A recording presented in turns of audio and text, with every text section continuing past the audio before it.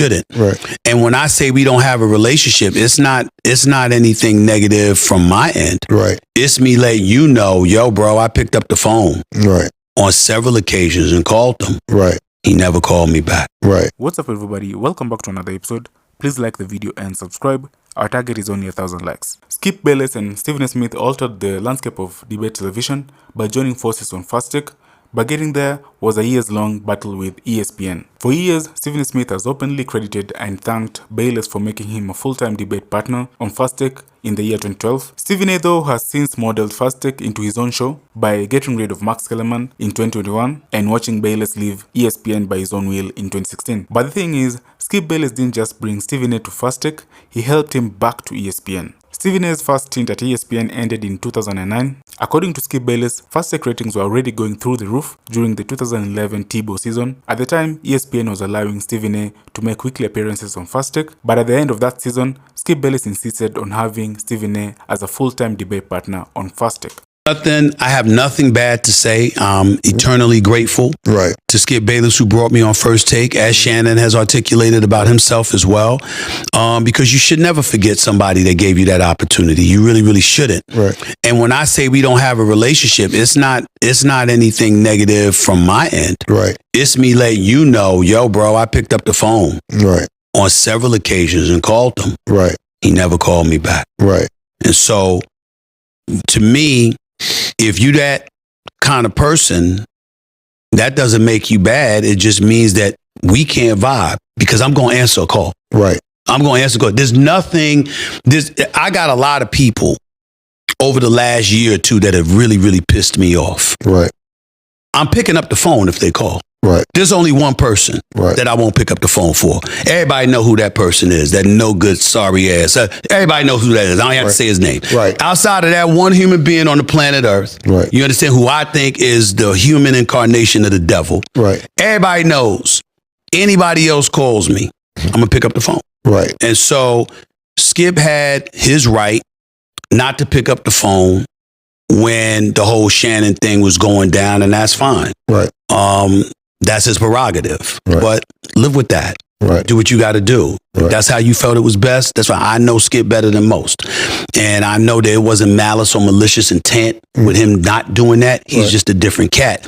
And he operates, in a different way. I see him operating differently now than he did when he was on TV. Right, absolutely. And in terms of, wanting to talk to people more, as opposed to when he see me, I'm always me. Right. And so that's not to say, again, anything negative about him, but our relationship goes back too long for me not to get a call from you. Yeah, exactly. When I called you. Exactly. And so when you made that decision, cool.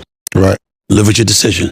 I wish you nothing but the best. I hope he gets back. Whatever makes Skip happy, I'm hopeful it happens for him.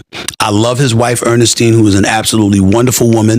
And she's diehard Skip all day, every day, as any man would want his wife to be. Right. That's who she is. Right. And she's a phenomenal woman. I got a lot of love for her, and I will always love Skip. Right. Even when I adamantly and emphatically disagree with some of the things he says and does. Right. But the part about not calling me back, not answering my call, nah, bro, you anybody that knows me, family included, anybody that knows me you don't get too many shots with that with me. I don't pick up the phone too often to call you. If you don't answer my call, you don't answer my call. Right. I dig that. More people than ever, everybody got a microphone. Yep. And a YouTube channel and a podcast, whether it's in their bathroom, in their kitchen, in their living room, absolutely, in their car. Yeah. And when I tell them, we be talking, I say, if a smartphone right now, if you got a smartphone, you got an opinion. Because you could just chime in on Twitter or Instagram or Snapchat or any social platform. Do you think that's helping or hurting sports media? I think it's doing both. Okay. I think in some cases, the smarter you are, the more articulate you are, it can definitely help you. Right. Not to mention the fact that it also helps you get things off your chest. Sometimes the stress that we build inside ourselves is the most inflicting. than anything else, because you holding stuff in. You don't get to exhale and express yourself. You're limiting yourself. And so it's good and somewhat cathartic to be able to release and let go and express yourself with no problem. No doubt about that. Some motherfuckers don't need to be talking. Some of them, they don't need to be talking. I mean, every word they say is incriminating themselves even more. It's like, you the gift that keeps on giving. And I can't tell you how many times I've said this to journalists, and I've said, what's wrong with y'all? What you being jealous for? First of all, you should want these cats to succeed. See, I don't root against any of these athletes. I don't root against any cat. Man, get yours. Get yours. There's too many opportunities out there to get yours. And I don't hate none of them. Anybody that wants to talk to me, I'm more than happy to. If I'm wrong, I'll fess up and say I'm wrong. If I'm right, I'll tell you, no, I ain't budging. I'm right. We can talk as men, and we can depart with decent respect for one another and move it forward anytime they want to. I always say, name the time and place, I'll show up. Ain't nobody running, and because I believe in my truth. And if I'm false, I'm man enough to acknowledge that falsehood. But I say all of that to say, you got journalists that there are some people in media that do want cats to fail, that don't want them to succeed. I don't understand it, because see, me, when you young, if you don't succeed, what you gonna do? And ultimately, you gonna cost society in one way or another. Why would we want that? The more you succeed, the better off we all are. So that's how I look at it. And when you got cats that got their own podcasts and stuff like that, I'm like, do you have any idea how easy it is? Like, you're an athlete. You do me a favor when you talk. Oh, I don't have to go see you. Oh, I don't have to go to the game. Damn, all I got to do is sit here and watch your podcast. I'm like, what this will say next? Let me watch. Oh, did you hear what he said on the podcast? It's not hard. And so, when they do that stuff, especially when they do it and they avoid me, it makes my life easier. People like Chris Paul, Kobe, God rest his soul, Shaq, Barkley, Jordan, D-Wade, cats like that. Oh, they scared the hell out of me.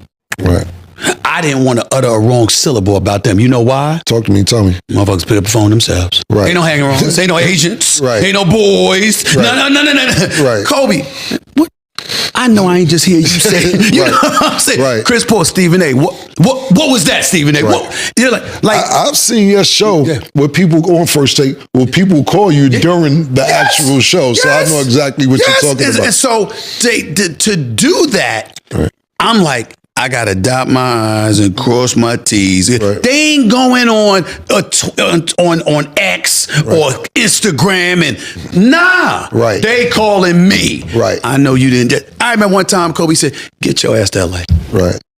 Now I know I ain't just hear you say this shit. Get out here.